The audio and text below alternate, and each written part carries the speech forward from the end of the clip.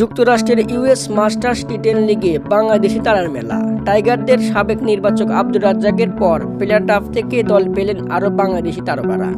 Player draft থেকে tiger সাবেক অধিনায়ক মাশরাফিকে দলে ভিড়িয়েছেন ডেট্রয়েট ফ্যালকনস।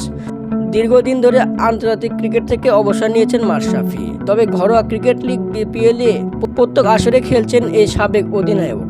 গেল আসরে খেলছেন সিলেট স্ট্রাইকার্সের অধিনায়ক হয়ে। এরপর আর কোনো প্রতিযোগিতামূলক ম্যাচ খেলেনি তিনি। এবার খেলবেন ইউএস মাস্টার্স টি10 লিগে। যুক্তরাষ্ট্রের এই ফ্র্যাঞ্চাইজি লিগে ডেট্রয়েট ফ্যালকনসের হয়ে মাঠ মাতাবেন মাশরাফি। খেলাধুলার পাশাপাশি তিনি রাজনীতিতে ব্যস্ত ছিলেন, দুইবার হয়েছেন সংসদ সদস্য। গেল 5ই আগস্ট ছাত্র জনতার তীব্র আন্দোলনের জেরে দেশ থেকে পালিয়েছে শেখ হাসিনা। ফলে অবসান ঘটেছে টানা 15 বছর বাংলাদেশে ক্ষমতায় থাকা দল আওয়ামী লীগের। দলটির বেশিরভাগই শীর্ষ নেতারা পালিয়েছে, তবে দেশে আছে মাশরাফি। রাজনৈতিক ভুলে আবারও ক্রিকেটে ফিরেছে এই সাবেক অধিনায়ক। বিডি নিউজ, হৃদয় হাসান।